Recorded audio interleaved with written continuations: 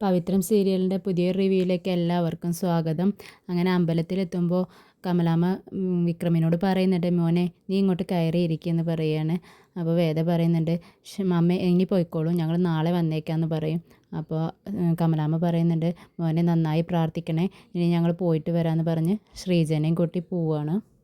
വിക്രം വേദയെ നോക്കി എന്താടി എന്ന് ചോദിക്കുമ്പോൾ വേദ കൺട്രോൾ കൺട്രോൾ, ഇത് അമ്പലമാണെന്നുള്ള ഓർമ്മ വേണം, മടിക്കണ്ട, ഭജന തുടങ്ങിക്കോ എന്ന് പറയുകയാണ്. അപ്പോൾ വിക്രം പറയുന്നുണ്ട്, അത് ഞാൻ മനസ്സിൽ ചൊല്ലുന്നുണ്ട് എന്ന്. അപ്പോൾ വേദ പറയും, അങ്ങനെ മനസ്സിൽ ചൊല്ലിയ പോരാ, നല്ല ഉച്ചത്തിൽ ചൊല്ലണം, എങ്കിൽ മാത്രമേ ഫലം കിട്ടൂ എന്ന് പറയും. അപ്പോൾ അങ്ങോട്ട് ഒരു മുത്തശ്ശി വരികയാണ്. മുത്തശ്ശി പറയുന്നുണ്ട്, അതെ മോള് പറഞ്ഞത് ശരിയാ, നല്ല ഉച്ചത്തിൽ ഭജന ചൊല്ലിയാലേ അതിന് ഫലമുണ്ടാവൂ എന്ന് പറഞ്ഞിട്ട് വേദയെ നോക്കുമ്പോൾ മുത്തശ്ശിക്ക് ഒരു സംശയം, ഈ കുട്ടിയെ എവിടെയോ കണ്ടിട്ടുണ്ടല്ലോ എന്ന്. മുത്തശ്ശി അത് തുറന്ന് പറയാണ്, മോളെ ഞാൻ നിന്നെ എവിടെയോ കണ്ടിട്ടുണ്ട്, പക്ഷെ എനിക്ക് അങ്ങോട്ട് ഓർമ്മ വരുന്നില്ല എന്ന് പറഞ്ഞിങ്ങനെ ആലോചിച്ച് നിന്നിട്ട് പറയും, ഓ എനിക്കിപ്പോൾ ഓർമ്മ കിട്ടി, അന്ന് അമ്പലത്തിൽ വെച്ച് മോളെ ഒരു തെമ്മാടി താലി കെട്ടിയില്ലേ, അത് മോളായിരുന്നില്ലേ? അന്ന് ഒരു താലിയറക്കൽ ചടങ്ങും കഴിഞ്ഞിരുന്നല്ലോ, അത് ആ ചടങ്ങ് നടത്തിയത് ഞാനായിരുന്നു. ഞാനേ ഉമാമഹേശ്വരി ക്ഷേത്രത്തിൽ പ്രധാന കഴകക്കാരിയാണ്. അന്ന് ആ ചടങ്ങെല്ലാം നടത്തിയത് ഞാനാണ്. അന്ന് മോള് അവിടെ വെച്ചിട്ട് താലി അറുക്കാൻ സമ്മതിച്ചില്ലല്ലോ, പറ്റില്ലെന്ന് പറഞ്ഞ് എഴുന്നേറ്റ് പോയില്ലേ, അത് അന്ന് പോയത് മോള് ആ തെമ്മാടിയുടെ അടുത്തേക്ക് തന്നെയാണോ, ഇതാണോ അയാൾ എന്ന് ചോദിക്കുകയാണ്. വേദ അതേന്ന് പറഞ്ഞ് വിക്രമിൻ്റെ മുഖത്തേക്ക് നോക്കുകയാണ്. പക്ഷേ ഇവർ സംസാരിക്കുന്നത് വിക്രമിന് തീരെ ഇഷ്ടപ്പെടുന്നില്ല കേട്ടോ. മോനെ ഇങ്ങനെയുള്ളവരെ കിട്ടാൻ പുണ്യം ചെയ്യണമെന്ന് മുത്തശ്ശി പറയുമ്പോൾ വിക്രം വേഗം തന്നെ അവിടെ നിന്ന് എഴുന്നേറ്റിട്ട് പറയുന്നുണ്ട്, വേഗം ചെന്നോളൂ, നട അടയ്ക്കുന്നതിന് മുന്നേ പോയി തൊഴുതോളൂ എന്ന് പറയാണ്. അപ്പോൾ മുത്തശ്ശി പറയുന്നുണ്ട്, ഞാൻ തൊഴുതതാ എന്ന് പറയും. മോൻ ജപിക്ക്, അറിയില്ലെങ്കിൽ മോൻക്ക് ചൊല്ലിക്കൊടുക്കും മോളെ എന്ന് പറഞ്ഞ് മുത്തശ്ശി അങ്ങോട്ട് പോവുകയാണ്. ഓ ഇനി ഇവരുടെ കുറവ് കൂടി ഉണ്ടായിരുന്നുള്ളൂ എന്ന് പറഞ്ഞ് വിക്രം അങ്ങോട്ട് കയറിയിരിക്കുകയാണ്. അപ്പോൾ വേദ ജപിച്ചു കൊടുക്കും പിന്നീട്. അതുപോലെ വിക്രം പറയുകയാണ്. അങ്ങനെ രണ്ടുപേരും അങ്ങനെ ചൊല്ലിക്കൊണ്ടിരിക്കുമ്പോൾ വേദ പറയുന്നുണ്ട്, ഇനി ഓം നമഃ ശിവായ എന്ന് 1001 തവണ ജപിക്കണം എന്ന് പറയുമ്പോൾ വിക്രം 1001 തവണയോ എന്ന് ചോദിക്കുന്നുണ്ട്. അതെ, ഇത് കഴിഞ്ഞിട്ട് വേണം വേറെ ഭജനകൾ ചൊല്ലാൻ വേണ്ടിയിട്ട്, ഇതാദ്യം ചൊല്ലു എന്ന് പറഞ്ഞ് വേദ ചൊല്ലിക്കൊടുക്കുന്നതിനൊപ്പം തന്നെ വിക്രം അങ്ങനെ ചൊല്ലിക്കൊണ്ടിരിക്കുകയാണ്. ഓം നമഃ ശിവായ എന്ന് പറയുന്നതിനോടൊപ്പം തന്നെ നീ ചെവിയിൽ നുള്ളിക്കോടി, ഞാൻ നിനക്ക് പണി തരും എന്നിങ്ങനെ ഒപ്പം പറഞ്ഞുകൊണ്ടിരിക്കുന്നുണ്ട് വിക്രം. ഇത് വേദ കേൾക്കുന്നുണ്ട്, പക്ഷേ വേദ കേൾക്കാത്ത മട്ടിലങ്ങനെ ഇരിക്കുകയാണ്. പിന്നീട് കമലാമ്മയും മാഷിനെയാണ് കാണിക്കുന്നത്. കമലാമ്മ മാഷിന് മെഡിസിൻ എടുത്തു കൊടുക്കുന്നുണ്ട്. അത് കഴിച്ചതിന് ശേഷം മാഷ് ചോദിക്കുന്നുണ്ട്, കമലേ നീ ഗുളിക കഴിച്ചോ എന്ന് ചോദിച്ചു. അപ്പോൾ കമലാമ്മ പറയുന്നുണ്ട്, ഞാൻ കഴിച്ചു മാഷേന്ന്. പിന്നീട് മാഷ് ചോദിക്കുന്നുണ്ട്, നിൻ്റെ ചെറിയ മകൻ്റെ ഭജന ഇരുത്തലൊക്കെ കഴിഞ്ഞോ, അത് എന്തിനു വേണ്ടിയിട്ടായിരുന്നു, ആർക്ക് വേണ്ടിയിട്ടായിരുന്നു, നല്ലതിനാണോ എന്ന് മാഷ് ചോദിക്കുകയാണ്. അപ്പോൾ കമലാമ്മ പറയുന്നുണ്ട്, എന്താ മാഷേ ഇങ്ങനെ പറയുന്നത്, നല്ലതിന് വേണ്ടി തന്നെയാണ്, അത് എൻ്റെ മോൾക്ക് വേണ്ടിയിട്ടാണ്, വേദയ്ക്ക് വേണ്ടിയിട്ടാണെന്ന് പറയുകയാണ്. ഒരു പ്രാവശ്യം ഞാൻ നിന്നോട് പറഞ്ഞിട്ടുണ്ട്, അനാവശ്യമായ ചിന്തകളൊന്നും മനസ്സിൽ കൊണ്ട് നടക്കരുതെന്ന്. ആ കുട്ടി വഴി മകൻ്റെ സ്വഭാവം നന്നാവുമെന്ന് നീ ചിന്തിച്ചു തുടങ്ങിയാൽ നീ ഒരു സ്വാർത്ഥയായ അമ്മയാകുമെന്ന് ഞാൻ പറഞ്ഞിട്ടുണ്ട്. ആ കുട്ടിയെ ഒരു കാലത്തും രക്ഷപ്പെടാൻ അനുവദിക്കാതിരിക്കലാവും അതിൻ്റെ ഫലമെന്ന് ഞാൻ നിന്നോട് പറഞ്ഞിട്ടുണ്ട്. പക്ഷേ അത് നീ കേട്ടില്ല. ലോകത്ത് ഏറ്റവും വിനാശകരമായ ആറ്റിറ്റ്യൂഡ് എന്താണെന്ന് എനിക്കറിയാവോ? പുത്രന്മാരോട് അമ്മമാർക്കുള്ള അമിതമായ വാത്സല്യം, അതാണെന്ന് മാഷ് പറയുകയാണ്.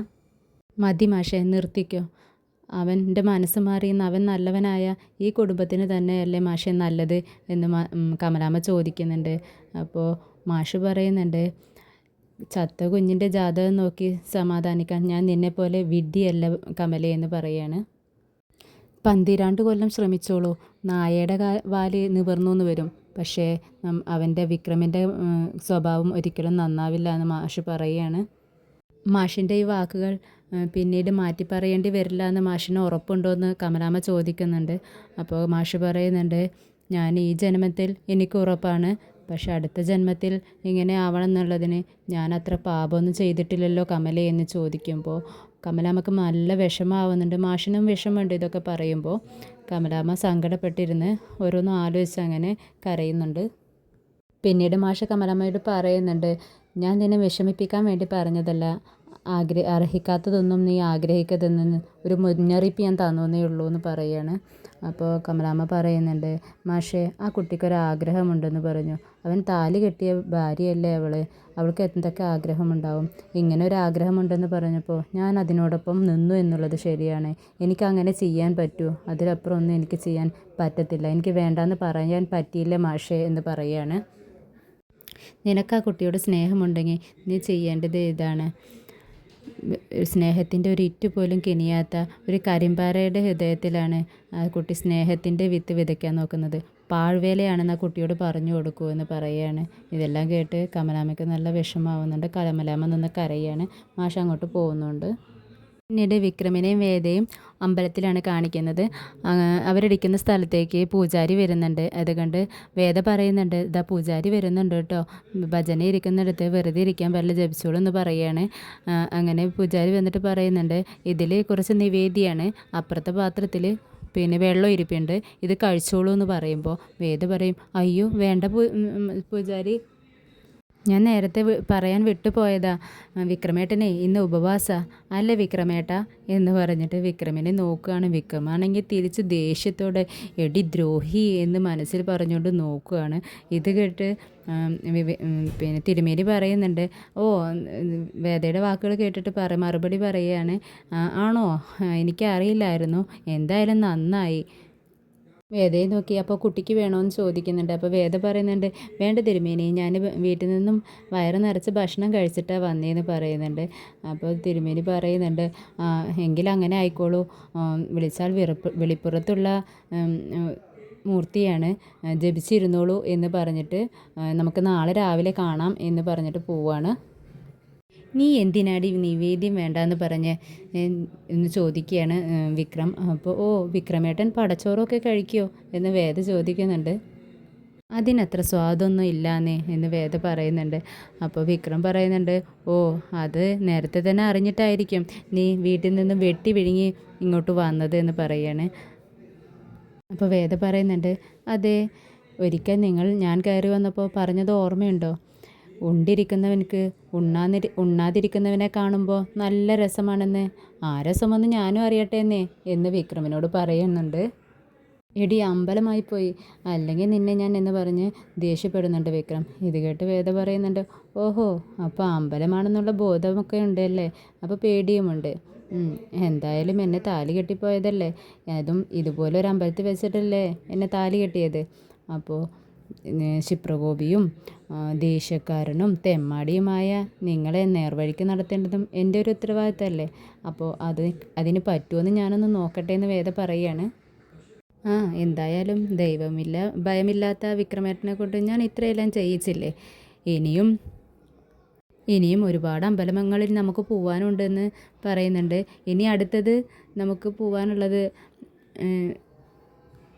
പഴനിയിലേക്കാണ് പോണതെന്ന് വേദ പറയുമ്പോൾ വിക്രം ഞെട്ടിക്കൊണ്ട് പറയുന്നുണ്ട്, എന്ത് പഴനിയിലേക്കോ എന്നിപ്പോൾ ചോദിക്കുകയാണ്. അതെ, ഞാൻ അമ്മയോട് പറഞ്ഞിട്ടുണ്ട്, അവിടെ നിങ്ങളെ ഞാൻ കൊണ്ടുപോയിട്ട് ഈ തല ഞാൻ മൊട്ടയടിപ്പിക്കും, ഈ താടിയും മീശയും ഞാൻ വടിപ്പിക്കും, എന്നിട്ട് കവിളിൽ ഞാൻ ശൂലം കയറ്റും എന്ന് പറയാണ് വേദ.